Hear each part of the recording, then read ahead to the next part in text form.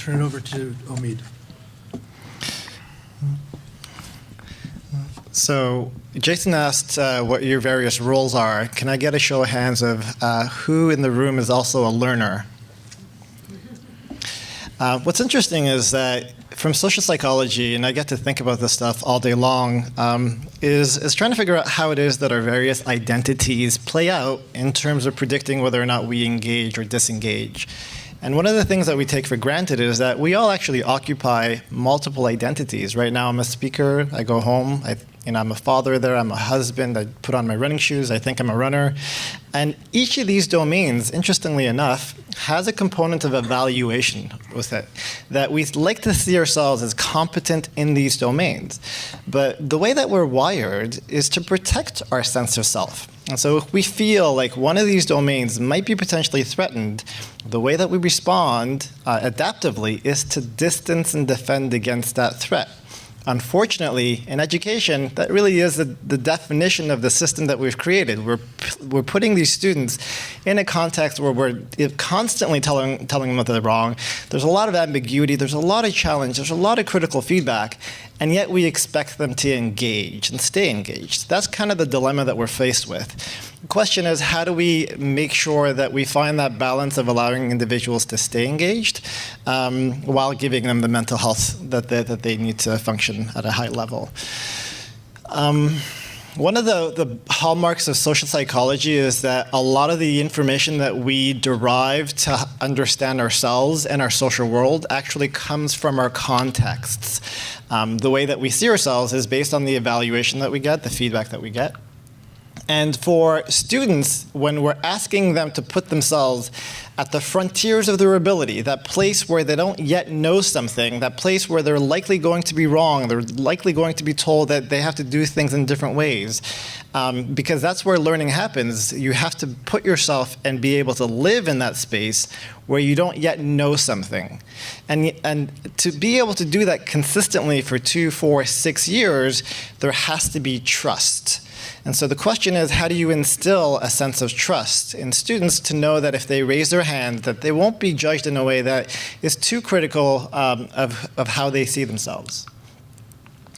Unfortunately, there are contextual factors, as I mentioned, that tend to work against this experience of trust.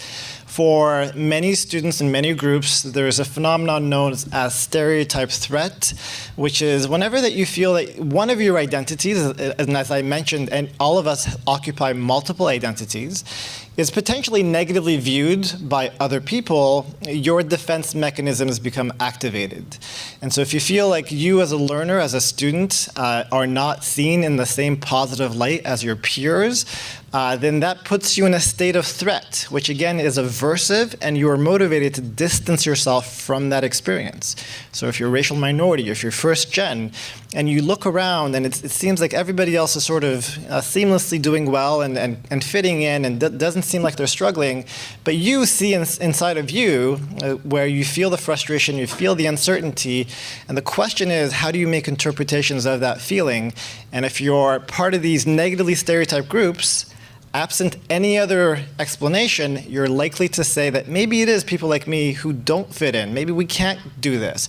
And that causes you to disengage. So this is one of the factors that we are mindful when we're recognizing that students, as they're navigating through their academic journeys, are often faced with questions of, is it me or people like me that can't do this? Do I belong? Am I smart enough? Is there a reason? And the explanations that you come up with in response to those questions predicts whether or not you engage or disengage.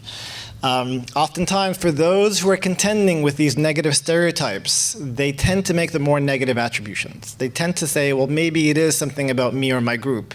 And that causes them to feel ashamed, that wants them to isolate themselves and not engage with the resources that are there that would allow them to actually do what they need to do, which is to learn.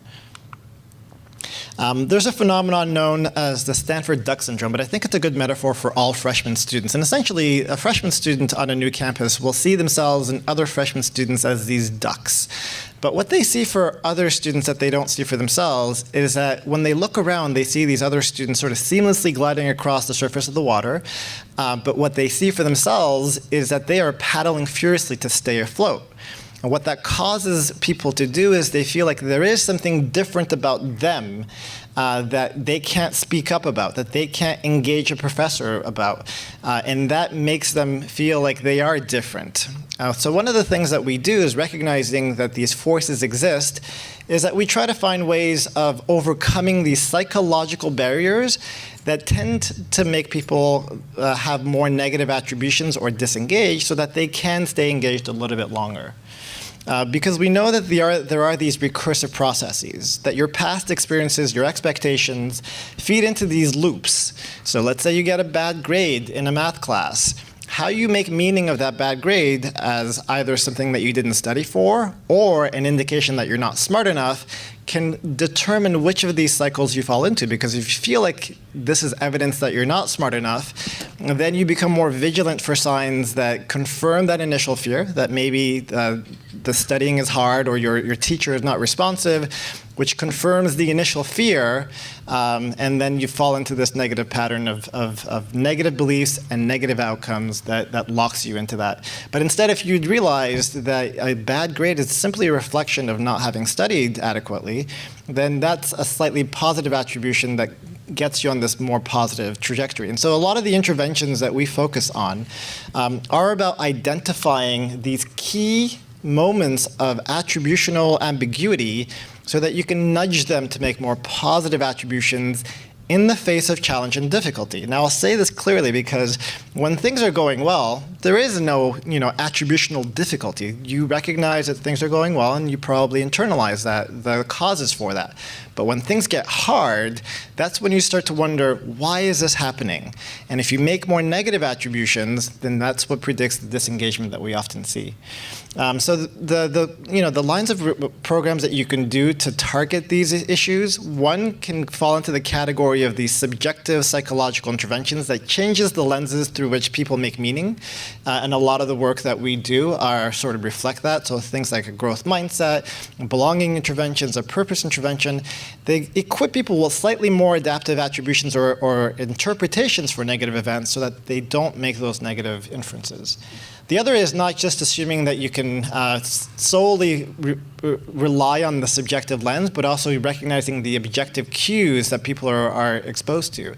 An example that comes to mind is if you're a woman, for instance, in an engineering program, and you're going into your class and you're walking down the hallway and there's picture after picture of old white guy, and you get into a class where you're one of 3 people and you want to go to the washroom, and it's down this hall through an obscure sort of back way because it was an afterthought to put washrooms into this male institution, and you're getting a bad grade that day, then you start to see meaning in these potentially benign objective cues as well.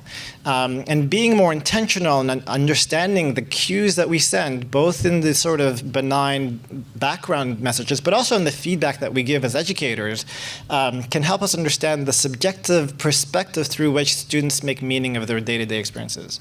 And then also just recognizing that we use language and meaning as a culture that we don't sometimes look at intentionally. So being able to challenge some of the implicit inferences that we have there.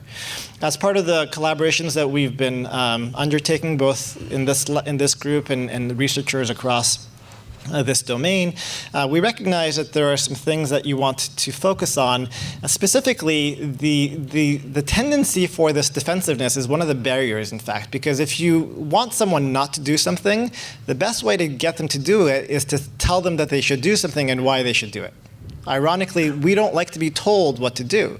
So how do you get around that? Well, there are some strategies, one of which is to avoid this deficit model, to avoid thinking that the people that you're there to help are in need of help, which is challenging, but there are ways that you can do it. And you also want the message to feel authentic and internally derived. How do you do that? Again, there are strategies. One of the tools that we use is the saying is believing paradigm, where we get people to write through their own words, through their own perspectives, what the events mean to them. Timing is crucial.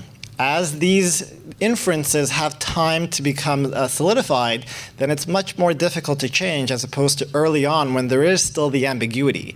So recognizing the potential pain points that students encounter and timing the intervention specifically to those moments can optimize your chances of doing it well. And then the question of scaling is something that we're all sort of thinking about, I think, in this room and on this panel. How do you create a program that is based on research and then deliver that to institutions, to educators, in a way that they can, with fidelity, implement it in an effective and persistent way? And there is a science and an art to that, one of which I